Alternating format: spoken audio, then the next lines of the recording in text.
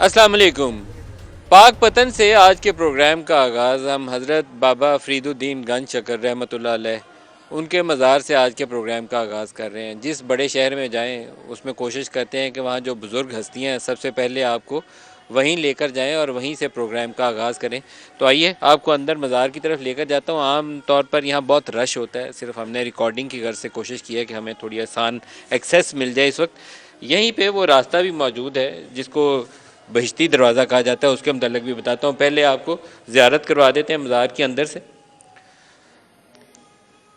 हज़रत बाबा फरीदुद्दीन उस्मान गंज शकर रहमतुल्लाह अलैह, इनकी पंजाबी शायरी सूफियाना कलाम कहा जाता है कि ये वो बुज़ुर्ग हस्ती हैं जिन्होंने पंजाबी शायरी और इस सूफियाना कलाम की इब्तदा की। और कलाम में है क्या, अगर कलाम इनका देखें तो बाबा गुरु नानक की जो ग्रंथ साहब है वो इनके कलाम से मुतासर होकर उसका बड़ा हिस्सा, कोई 80-90% उसका जो हिस्सा है वो बाबा फरीद के कलाम से मुतासर होकर उसका हिस्सा बनाया गया है। सबसे बड़ा कमाल ये है कि इनके जितने पंजाबी के अशार हैं उसको तर्जमा आसान ज़बान में करके पढ़ना पड़ता है। तो वो पढ़ें तो कहते क्या हैं, वो कहते हैं कि ये जो पक्के कोठे कोठियाँ बनाते हैं आप, ये जो पक्के मकानात आप बनाते हैं, ये क्या करेंगे, ये तो यहीं रह जाएंगे। फिर कहते हैं कि ये जो मिट्टी है, मिट्टी को ऐसे ही ना जानो, कि जब तक ज़िंदा हो तो इसके ऊपर चलते हो, जब दुनिया से जाते हो तो उसी के नीचे दफन होते हो। फिर वो कहते हैं सूखी रोटी खा के गुजारा कर लो, जो चुपड़ी हुई है उसके ख्वाब मत देखो, रोटी बांटो, आसानियाँ बांटो, लोगों की ज़िंदगियों में आसानी पैदा करो। तो मैं हर एक चीज़ पढ़ता हूँ इनके, मैंने पिछले चंद दिन लगाए कि बाबा फरीद की शायरी जो है उसका आसान लफ्ज़ों में तर्जमा करके मैं समझ सकूँ कि उसमें है क्या। तो बुनियादी मैसेज वही है जो बहुत सी बुज़ुर्ग हस्तियों ने इस दुनिया में, जब तबलीग इस्लाम का, ये हज़ार साल पुराने मज़ारात हैं, ये बात ज़हन में रखिएगा, हज़ार साल पुराने मज़ारात हैं ये। तो इन सब बुज़ुर्ग हस्तियों का जो बुनियादी मैसेज था वो मखलूक की खिदमत है, मखलूक की खिदमत, अल्लाह की मखलूक की खिदमत, अल्लाह की मखलूक के लिए आसानियाँ। रिस्क जमा करना, सोना चांदी सिक्के जमा करना इनका मकसद नहीं था। फाका कशी की, बाबा फरीद की तो ज़िंदगी सारी में है ही फाका कशी है और मखलूक की खिदमत है जिससे उन्होंने इस्लाम की तबलीग की। नाम इनके साथ जो जुड़े हुए हैं चिश्तिया सिलसिले के बहुत बड़े बुज़ुर्ग हैं ये। तो यहाँ पर अगर देखें तो नाम किसके आते हैं, ख्वाजा बख्तियार कुतुबुद्दीन बख्तियार काकी, उनका नाम साथ आता है। फिर इनके हज़रत निज़ामुद्दीन औलिया, वो इनके आगे नाम इनके साथ जुड़ जाता है। वो बड़ी बुज़ुर्ग हस्तियाँ जिनका पूरा चिश्तिया सिलसिले में बहुत बड़ा मुकाम है, उन्हीं में से एक बाबा फरीद है। ये बाबा फरीद रहमतुल्लाह अलैह का मज़ार है। यहाँ से हमने तो एक तो उनका बुनियादी सबक आपको जो देना है वो नबी पाक सल्लल्लाहु अलैहि वसल्लम की सुन्नत को फ़ॉलो करना है। आप दीन इस्लाम को अगर दो हिस्सों में तकसीम करें तो एक हकूक़ुल्लाह है और एक हकूक़ुल इबाद है। तो हकूक़ुल इबाद वाला हिस्सा जो है उसके ऊपर इन बुज़ुर्ग हस्तियों ने उतना ही ज़ोर दिया जितना हकूक़ुल्लाह के ऊपर ज़ोर दिया। आजकल हमारे मौलवी हज़रात सिर्फ़ वो दोज़ख की कहानियाँ या जन्नत की कहानियाँ आपको सुनाते हैं, हकूक़ुल्लाह की बात करते हैं, हकूक़ुल इबाद का तज़किरा नहीं करते। इन बुज़ुर्गों ने अपना अमली ज़िंदगी का इजहार मखलूक की खिदमत करके गुजारा है। एक चीज़ जो गलती करते हैं हमारे ज़ायरीन जब आते हैं, अकीदतमंद आते हैं, इन मज़ारात को आप सजदा गाह नहीं बना सकते। माजरत के साथ मैं जहाँ गया हूँ, मुझे बाज़ एक केस देख के तो दिल में शिरक जो है ना, शिरक, वो उसकी गुंजाइश नहीं है। अल्लाह ने हर चीज़ की माफ़ी दी है, शिरक की गुंजाइश नहीं है। शिरक से गुरेज़ करें।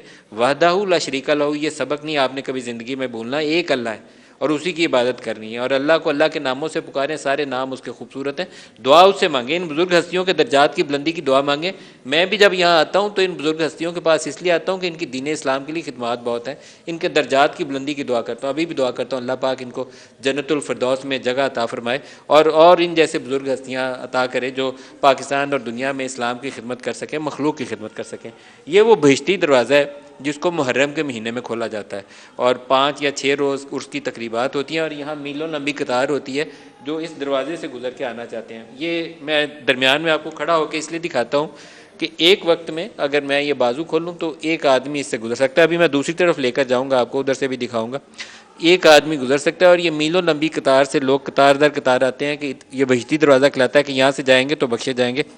आएँ, इनकी अकीदत भी करें, इनका एहतराम करें, इनके लिए दुआएं करें, इनके दर्जात की बुलंदी की दुआएं करें, इनके लिए दुआएं मग़फ़िरत करें, अल्हम्दुलिल्लाह पढ़ें, कुल हु अल्लाह करें, पढ़ें यहाँ पर। और फिर मेरे ख्याल में मांगने के लिए एक ही है, अल्लाह अकबर, अल्लाह ताला से मांगना है। वो कहते हैं मुझे पुकारो मैं दुआ सुनता हूँ, तो पुकारें उसी को, किसी और को मत पुकारें। ये बार बार कुरान पाक के अल्फाज हैं कि मुझे पुकारो मैं सुनता हूँ, दुआओं को कबूल करता हूँ। तो वो जो दुआएं कबूल करने वाला है उससे मांगना चाहिए।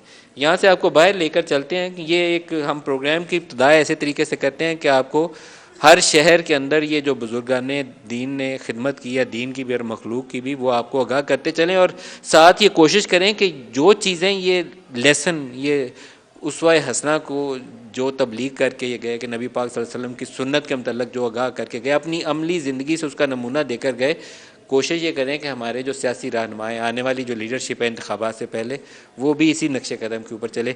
आइए मज़ार के बाहर चलते हैं और मज़ार से करीब में ही हमने सबसे पहले एक इंटरव्यू का आगाज़ करना है, बड़ा इंटरेस्टिंग वाला, वो यहीं से शुरू करेंगे, फिर आगे आपको शहर के अंदर भी लेकर चलेंगे। आइए।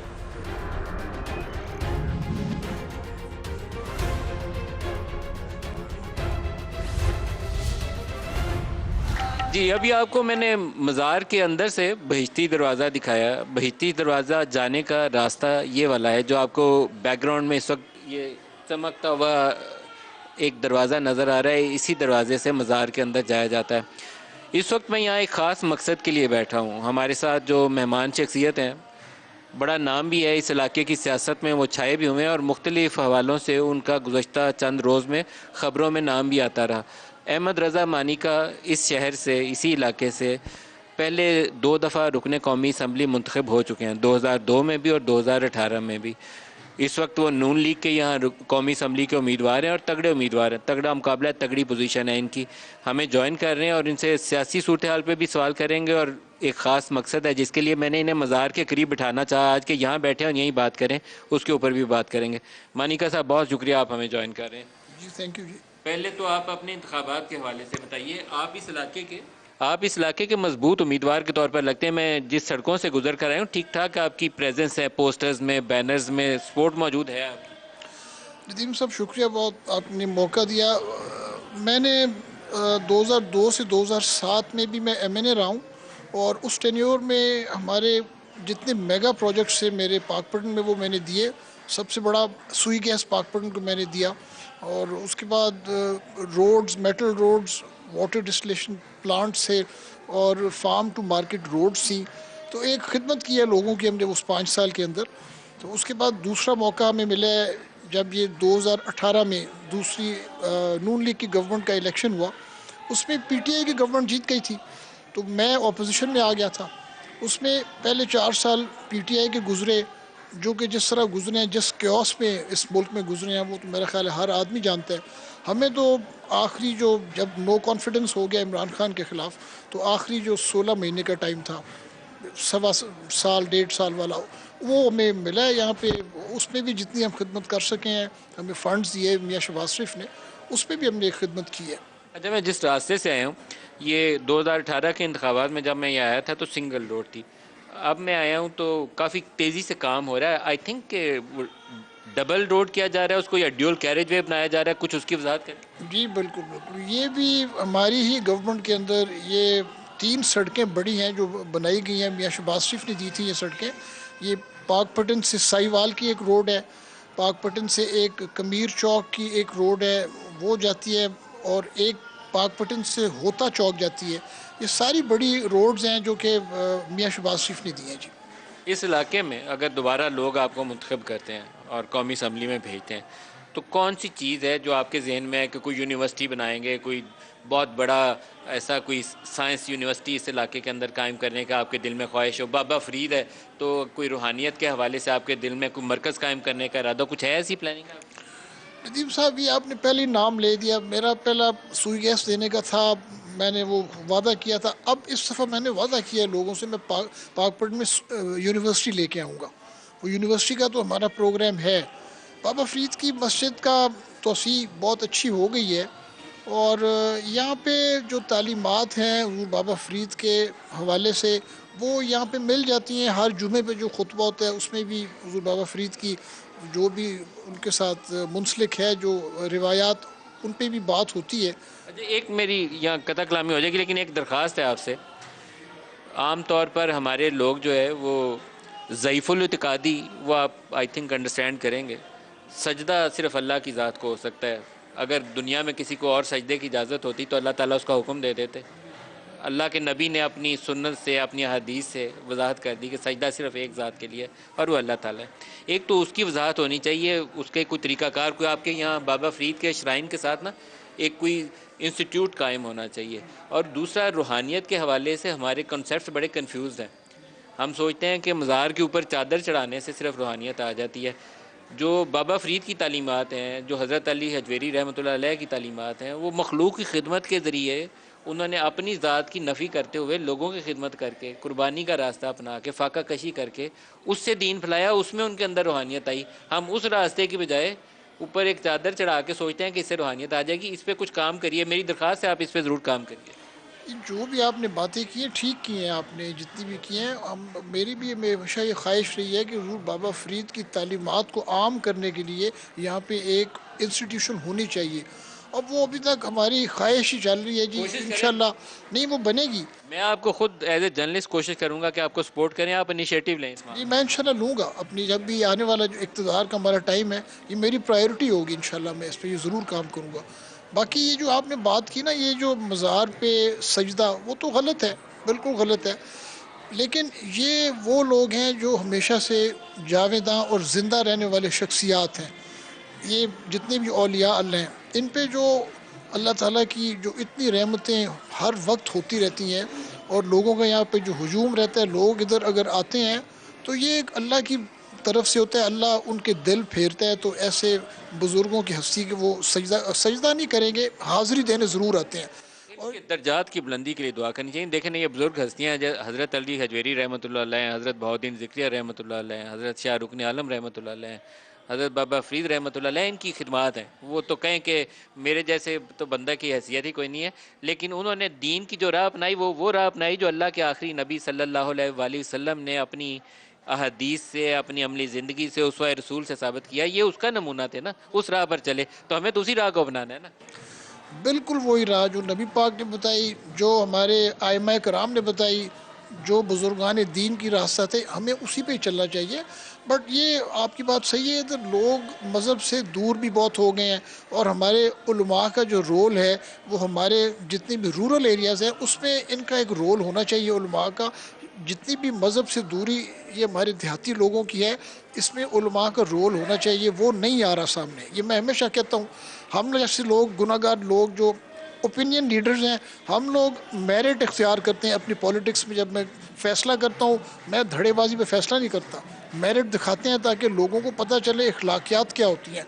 और दीन हमारा जो है, वो जिस तरह नबी पाक ने बताया, ये उनके फॉलोअर्स हैं, ये उन्हीं के फॉलोअर्स हैं जो वो दीन को आगे लेके चले, हमें भी उसी रास्ते पे चलना चाहिए। अभी आपने एक जुमला इस्तेमाल किया कि हम इक़्तिदार में आने वाले हैं।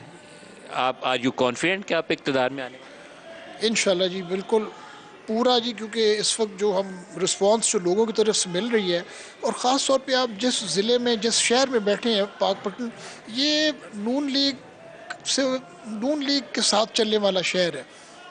अब इसकी पुरानी तारीख है, और अभी भी जब नून लीग का टिकट मिलता है तो लोग आपकी पजीराई और उनकी रिस्पांस बहुत ज़्यादा होती है। हैं? आप किसको वज़ीर आज़म देखते हैं? मियाँ नवाज शरीफ जी। अगर नून लीग अक्सरियत हासिल करती है, सादा अक्सरियत या उसके करीब आती है, कोलिशन गवर्नमेंट का भी इम्कान है, तो आप सोचते हैं नवाज शरीफ वज़ीर आज़म होंगे? जी जी, इसमें कोई दूसरी राय नहीं है, इसलिए कि सेंटर में भी जो सीट्स, जो हमारी एक्सपेक्टेड सीट्स एमएनए की हैं, वो हमें अंदाज़ा है, जो राना सनाउल्लाह साहब ने एक फ़िगर दिया है। इस वो फिगर देखें, पंजाब में आपके 141 एमएनएज हैं टोटल।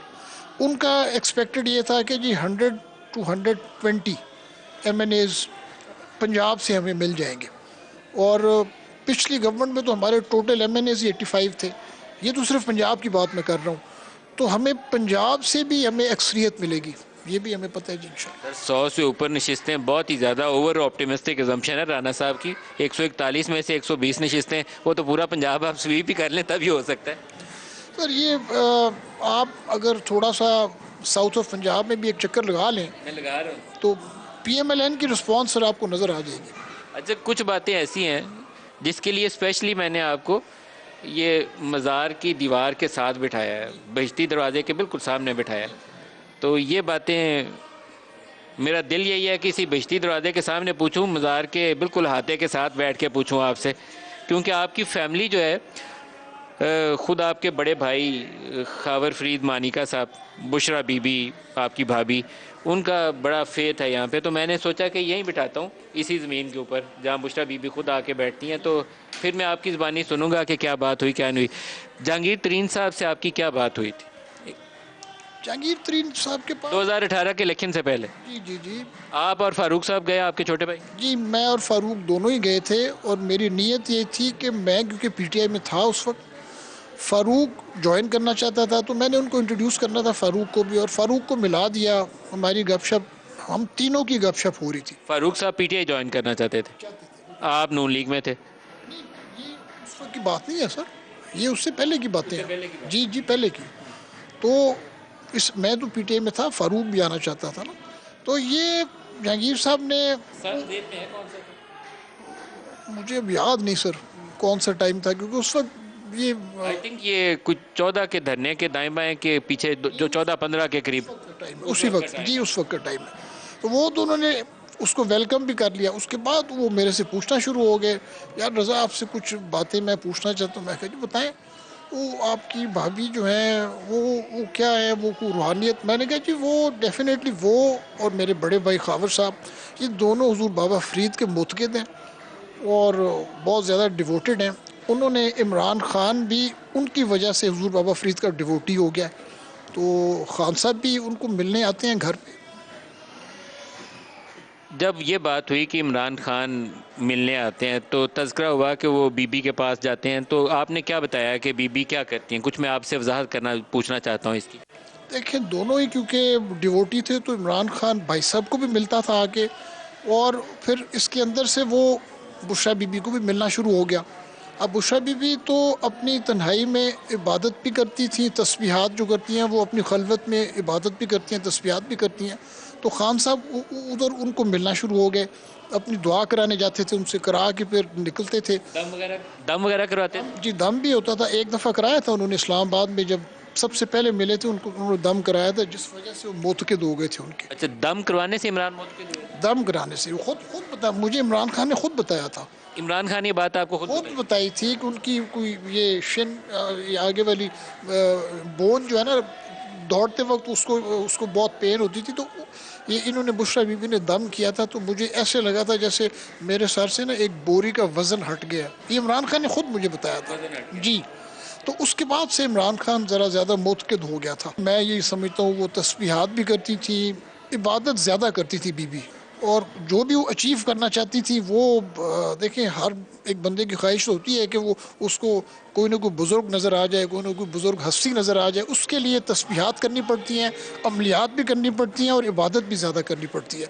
तो हमने ये भाई साहब से ये कहा था, देखें शरीयत में कोई खातून एक तो पीर नहीं बन सकती।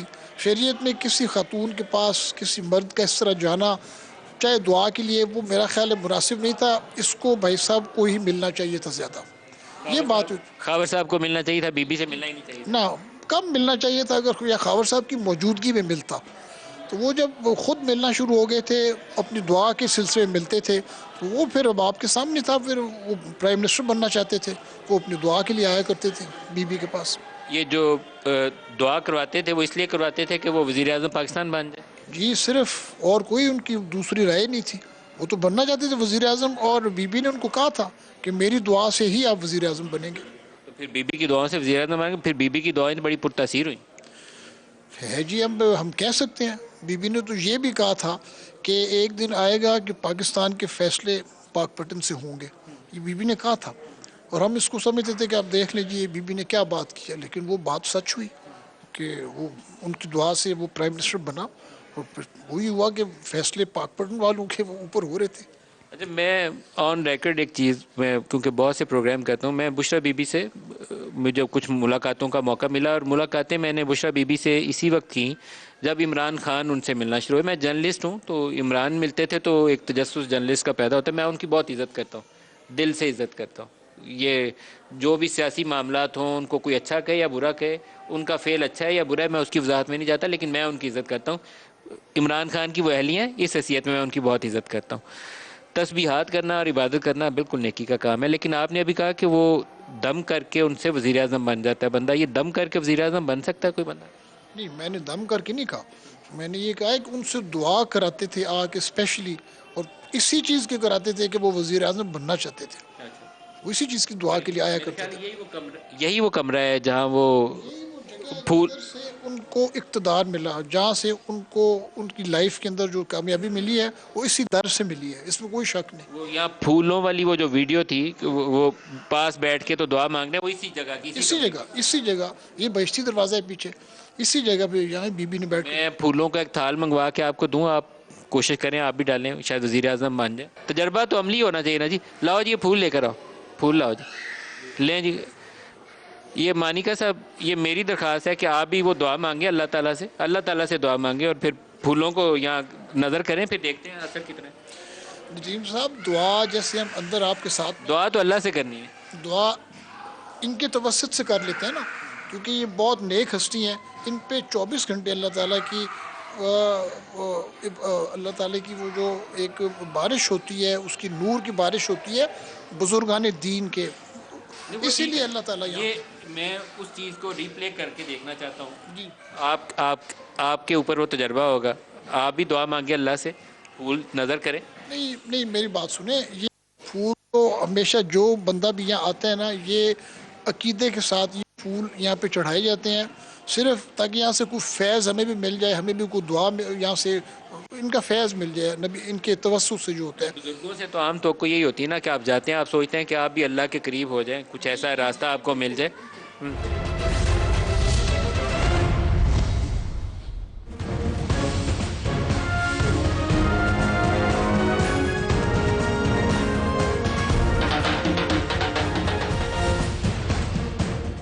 राव उमर हाशिम खान पाकिस्तान तहरीक इंसाफ के हमायत याफ्ता उम्मीदवार इस वक्त हमारे साथ मौजूद हैं। राव साहब, बहुत शुक्रिया, आप हमारे साथ शामिल हो रहे हैं। अब आप लोग आज़ाद हैसियत में हैं, तो सबसे पहले तो अपना सिंबल ही बता दीजिए कि आपका इलेक्शन सिंबल क्या होगा। जी, मैं हमारा इलेक्शन का सिंबल जो है वो प्याला है। मैं नेशनल असेंबली और प्रोविंशियल असेंबली दोनों सीट्स पे पाकिस्तान तहरीक इंसाफ की हिमायत से लड़ रहा हूँ, और नेशनल असेंबली पे मेरा सिंबल प्याला है, और जो सूबाई असेंबली है उस पे मेरा सिंबल लैपटॉप है। तो कौमी पे आपका मुकाबला किससे हो रहा है? मानिका साहब? अहमद रजा मानेका साहब के साथ मुकाबला है। मानिका साहब यहाँ 2018 में मुंतखब हुए हैं कौमी असम्बली, 2 में भी मुंतखब हुए थे, 18 में भी मुंतखब हुए, तो मुकाबला तगड़ा है आपका। जी, इंशाल्लाह ताला बहुत अच्छा मुकाबला करेंगे हम, और जो मौजूदा हालात हैं उसमें इंशाल्लाह हम सरप्राइज़ देंगे यहाँ से। आपकी ग्राउंड पे सपोर्ट मौजूद है पीटीआई वालों की, पूरे पाकिस्तान में हम सब जगहों पे गए हैं, सिर्फ एक चैलेंज नज़र आता है मुझे, आपकी तंजीम टूट गई है, बहुत से बंदे आपके रुपोश हैं, तो 8 तारीख को वोटर मोबिलाइजेशन एक मसला हो सकता है। हमने जी अभी इट्स बिन 36 आवर्स, 36 घंटे हुए हमें कैंपेन शुरू किए हुए। हमें निशान मिले हैं उससे तकरीबन 24 घंटे पहले, और इंशाल्लाह ताला पाक पतन से आपको बहुत अच्छा रिजल्ट मिलेगा। पाक पतन इंशाल्लाह ताला हम सरप्राइज़ देंगे। आपको यहाँ कैंपेन करने की आज़ादी, आपको पकड़ धकड़ या कोई FIR तो नहीं काटी गई? देखिए जी, यहाँ पे काफ़ी मुश्किलात रही हैं गुज़िश्ता 7-8 माह के अंदर, और काफ़ी चीज़ें हैं, पर अल्हम्दुलिल्लाह हम लोग कैंपेन कर रहे हैं। हम पुरअमन लोग हैं, पुरअमन शहरी हैं, यहाँ के लोग बहुत पुरअमन हैं, बहुत पाकिस्तान के लॉ अबाइडिंग सिटीजन्स हैं, ऐसा कोई मसला नहीं है। इंशाल्लाह ताला अगर हमें कैंपेन सही तरीके से करने दी गई तो इंशाल्लाह ताला हम यहाँ से अच्छा रिजल्ट देंगे। अभी तक कैंपेन करने की आज़ादी है या रुकावट है? जी, अभी तक तो ठीक चल रहा है काम। अभी ठीक चल रहा है। अगर आपको इलाके के अवाम मुंतखब करते हैं तो क्या चीज़ मुख्तलिफ पाक पतन के लिए करना चाहिए? देखें जी, मेरे दादा यहाँ से 3-4 दफ़ा MNA हुए हैं, राव हाशिम खान, और जब वो लास्ट दफ़ा MNA हुए थे तो यहाँ पे उन्होंने एयरपोर्ट मंजूर कराया था पाक पतन के लिए, क्योंकि हमारे यहाँ बाबा फरीद शकरगंज का मज़ार है और ज़ायरीन पूरी दुनिया से यहाँ आते हैं। और यहाँ पे जब वो एयरपोर्ट मंजूर कराया था तो उसके बाद जब नेक्स्ट गवर्नमेंट PMLN की आई तो उन्होंने वो एयरपोर्ट ख़त्म करा दिया। हमारा बड़ा मुतवस्त इलाका है, यहाँ पे ना यूनिवर्सिटीज़ हैं ना कॉलेजेस हैं, हमारे यहाँ रूरल एरिया बहुत ज़्यादा है, बड़े बड़े गाँव हैं, 40-40 हज़ार 50-50 हज़ार आबादी के गाँव हैं। हमारी बच्चियों को कॉलेजेस में जाने के लिए बहुत प्रॉब्लम्स होती हैं, माँ बाप उनके ले जाना लाना बहुत दूर रास्ते हैं, तो किसी MNA MPA का यहाँ फोकस नहीं रहा है इन चीज़ों पे। यूनिवर्सिटी कॉलेजेस का बहुत फुकदान है। फिर उसके बाद हमारे यहाँ पे मास्टर्स लेवल के जॉब जॉब अपॉर्चुनिटीज़ बिल्कुल नहीं है, क्योंकि यहाँ सारा ज़रूरी इलाका है, इंडस्ट्रियलाइजेशन नहीं है, किसी ने यहाँ पे फोकस नहीं किया इन चीज़ों के ऊपर। मेरे फादर लास्ट जिला नाज़िम थे यहाँ पे पाकपतन के, उन्होंने यहाँ पे बड़ी कोशिश की कि टैक्स फ्री जोन जो है इसको डिक्लेयर किया जाए ताकि यहाँ पे इंडस्ट्री क्रिएट हो, पर अनफॉर्चुनेटली आपको भी पता है यहाँ पे उनको, जब वो जिला नाज़िम थे वो भी गवर्नमेंट के अगेंस्ट थे, उनको चलने नहीं दिया गया उस वक्त। तो हम कोशिश कर रहे हैं, अगर मुझे मौका मिला, मेरा सबसे ज़्यादा फोकस जॉब एम्प्लॉयमेंट पे रहेगा। बहुत हमारे यहाँ MA मास्टर्स लेवल के लोग अनएम्प्लॉयड हैं, मैं लोकली भी, नेशनल लेवल पे और इंटरनेशनल, मैं कोशिश करूंगा मेरे इलाके के लोग वो जाएं, उनको जॉब्स मिलें। बेस्ट ऑफ लक राव साहब, Thank you so हमारी much, नेक ख्वाहिशात आपके लिए। Thank you. अच्छे से कैंपेन करें और अच्छा मुकाबला करें। इंशाल्लाह ताला हम बहुत अच्छा मुकाबला करेंगे इंशाल्लाह ताला। Best wishes. थैंक यू जी।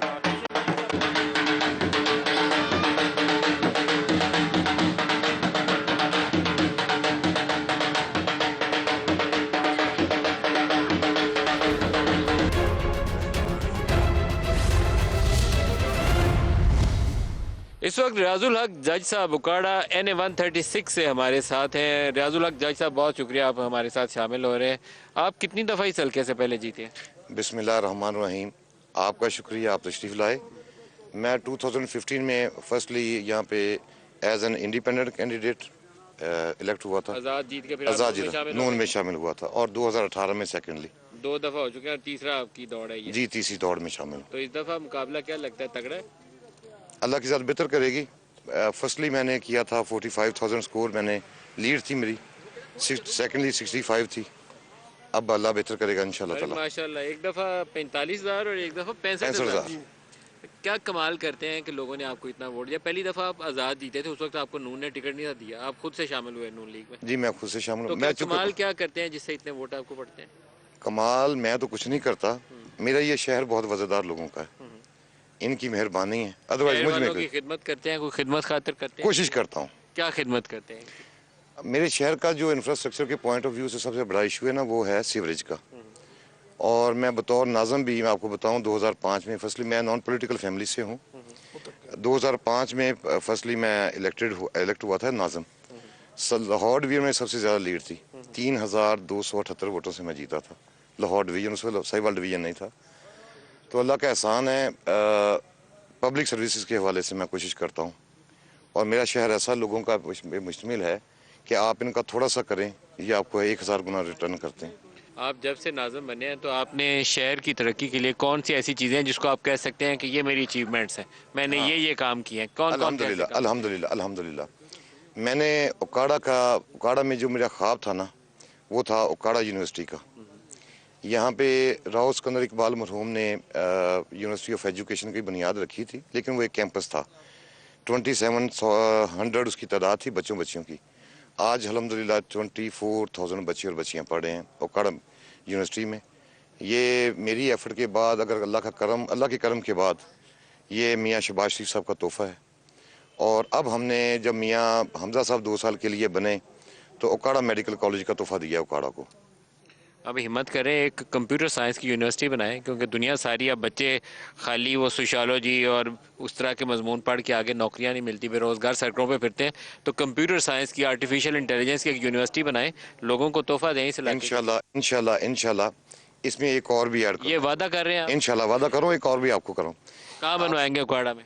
उकाड़ा में हमारे पास बहुत जगह है, बहुत जगह है। उकाड़ा यूनिवर्सिटी के साथ ही इस शहर को एजुकेशन सिटी बनाएंगे इंशाल्लाह ताला। 2 साल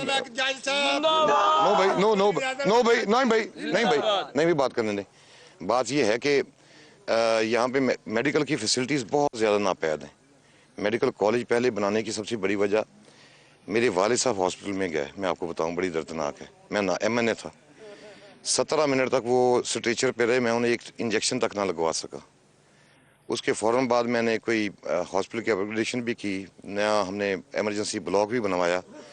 लेकिन हमारे प्रोफेसर डॉक्टर्स यहाँ पे इसलिए नहीं आते कि यहाँ पे हमारी लोगों की पेइंग कैपेसिटी नहीं है। अब पेइंग कैपेसिटी को भी हमने इंशाल्लाह ताला यहाँ पे बेहतर करना है।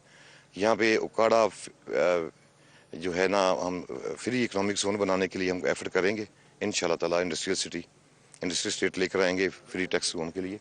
किसी ज़माने में यहाँ आपकी कॉटन वाटन और ये क्रॉस बड़ी ज़बरदस्त किस्म की हुआ अब करती यहाँ थी। पे अब आप ये देखिए, यहाँ पे ये जो आपका पोटैटो है, ये 23% ऑफ टोटल प्रोडक्शन यहाँ पे है 21 ऑफ मई कॉटन किधर गई?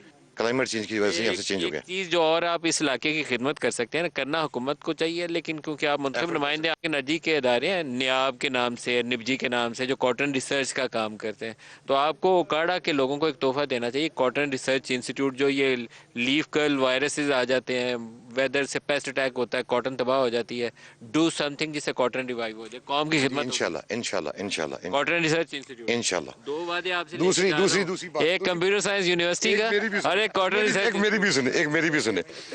ये जिस जगह आप खड़े ना, ये land of milk and cow है। यहाँ पे हमारे यहाँ नहीं है, हमने कौन कौन सी कौ यहाँ आती है? यहाँ साहिवाल नीली, साहिवाल और नीली, ये बेस्ट ब्रीड है हमारी। और अनफॉर्चुनेटली हम वहीं पे खड़े हैं जो आज से 50 साल पहले खड़े थे। University of veterinary and animal health science का हमारा पहला मंसूबा होगा इंशाल्लाह ताला इमीडिएट आफ्टर इलेक्शन। हमारे पास यहाँ पे अभी जिस रोड पे आप मौजूद हैं, यहाँ से जब आप फैसलाबाद की तरफ मूव करेंगे तो आपको बहादुर नगर फार्म मिलेगा। हमारे पास 3000 एकड़ जगह पड़ी है, पूरा इंफ्रास्ट्रक्चर मौजूद है। ये प्रोजेक्ट ऐसा है जो हम फौरी तौर पे शुरू कर सकते हैं इंशाल्लाह ताला। वो सबसे पहले प्रायोरिटी है। दूसरे जो आपसे दो वादे इंशाल्लाह उनको जोर दीजिएगा। आपके पूरे इलाके के जो नौजवान है ना, इनके बच्चे भी आपको दुआएं देंगे, क्योंकि ये लड़के आजकल BA MA की डिग्रियां हाथ में पकड़ कर ना, एक कभी कल परसों मैंने इश्तहार देखा है, 16,000 रुपया पर मंथ सैलरी, असिस्टेंट की जॉब है, और आगे रिक्वायरमेंट लिखा हुआ था MSc तो या MA। मतलब इससे ज़्यादा तकलीफ हो सकती है। 16,000 आजकल ड्राइवर को आप 35-40 हज़ार देते हैं। तो इन बच्चों को आप computer science, artificial intelligence, machine learning वो तालीम दें कि जिससे ये खुद कमाने के काबिल हो। जी इंशाल्लाह ताला। दूसरी बात ये कि हमारे, मैंने जिस तरह पहले जिक्र किया, यहाँ पे हमारी पेइंग कैपेसिटी बहुत कम है लोगों की। एग्रीकल्चर लैंड हमारी बहुत तेज़ी से ख़त्म हो रही है। ये पिछले 200-250-300 साल से बहुत अमीर तरीन खिता रहा है, लेकिन अब यहाँ पे हमारी पॉपुलेशन जो है 35 लाख 33.5 मिलियन से क्रॉस कर गई इस डिस्ट्रिक्ट की। हमारे कोई दूसरे सोर्सेज हम जनरेट नहीं कर सके। अगर हमने जनरेट करने हैं तो जिस तरह आपने कहा, इसके साथ साथ मैंने जिस तरह पहले कहा कि हम इकोनॉमिक जोन के लिए इंशाल्लाह ताला अल्लाह की ज़ात करम करेगी। ज़री ज़मीन तबाह करते जा रहे हैं, तो ग्रीन एरिया मार्क कर दें, उसको ग्रे ना होने दें इंशाल्लाह ताला। वो हम ऑलरेडी मार्क कर चुके हैं पिछले 6 माह में। अब उससे बाहर जो हमने जो लिमिट मार्क कर ली है ना, इसके बाहर इंशाल्लाह ताला कॉलोनियाँ नहीं बनेंगी, हाई राइज बिल्डिंग की तरफ जाएंगे, नई कॉलोनियाँ नहीं बनेंगी इंशाल्लाह। 8 फरवरी को कौन सी पार्टी जीतेगी?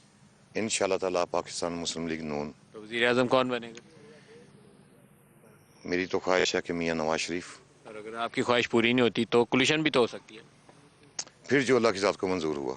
हमारी बेस्ट विशेस आपके साथ हैं जी। जाइए अच्छे से इंतखाब लड़िए। आप तो बड़ी लीड से 2 इलेक्शन जीते हुए हैं, आप पर उम्मीद होंगे कि तीसरी दफ़ा भी उसको दोहराएंगे।